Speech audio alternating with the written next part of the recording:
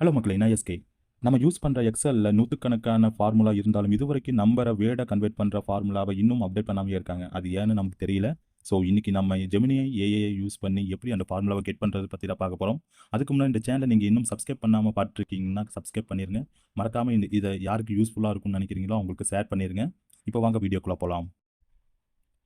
முதல்ல நம்ம யூஸ் பண்ணுற எக்ஸல் மேக்ரோ எனேபிள் எக்ஸலாக இருக்கணும். அது எப்படி சேஞ்ச் பண்ணுறதுன்னா வெரி சிம்பிள். மேலே இருக்கிற ஃபைலை கிளிக் பண்ணி சேவ் as கொடுத்தீங்கன்னா இங்கே ப்ரௌசருக்கு அதை கிளிக் கொடுத்தோம்னா நமக்கு எங்கே அது பிளேஸ் ஆகுமோ அங்கே கொடுக்கணும். நான் டெஸ்க்டாப் கொடுத்துருக்கேன். அடுத்தது சேவ் as டைப் இருக்குது, அதை கிளிக் கொடுத்தீங்கன்னா மேக்ரோ எனேபிள் ஒர்க் ஷீட்னு இருக்குது, அதை கொடுத்துக்கோங்க. இப்போ சேவ்னு கொடுங்க.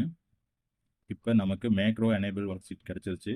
ஒரு தடவை இதை க்ளோஸ் பண்ணிவிட்டு நான் சேவ் பண்ண டெஸ்க்டாப்பில் போய் பார்க்குறேன்.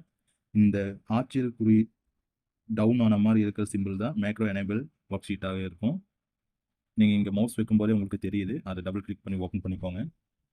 நெக்ஸ்ட் கவனமாக பாருங்கள். இப்போ தான் நம்ம ஜெமினிஐ ஏஐ யூஸ் பண்ண போகிறோம். இந்த ஜெமினிஐ ஏஐ எப்படி யூஸ் பண்ணுறதுனா நீங்கள் சிம்பிளாக கூகுளில் போய் ஜெமினிஐ ஏஐன்னு சர்ச் பண்ணிங்கன்னா இந்த ஃபஸ்ட்டு வர வெப்சைட்டை கிளிக் பண்ணிங்கன்னா உள்ளே வந்துடும். அதில் போயிட்டு சைனிங் அப் பண்ணிவிட்டு நீங்கள் யூஸ் பண்ண தொடங்கிக்கலாம். ஓகே, நம்ம டைப் பண்ணலாம். நான் எப்படி டைப் பண்ணுறேனோ அதே மாதிரி டைப் பண்ணுங்கள். Can you right number convert to word in excel indian rupee அப்படின்னு டைப் பண்ணிட்டு என்டர் கொடுத்துக்கோங்க.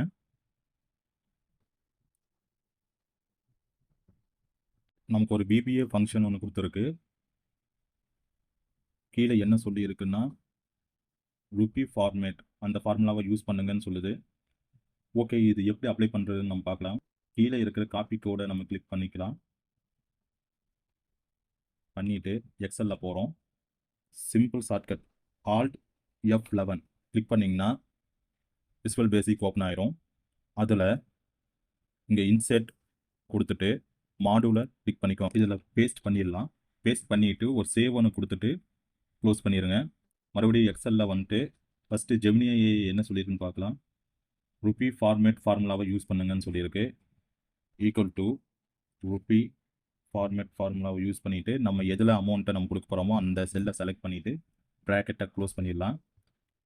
இப்போ நோ ருபி ஒன்லின்னு காமிக்குது. இங்கே சும்மா ஒரு அமௌண்ட்டை போடுவோம். 1 lakh போடுவோம். Rupee 1 lakh only.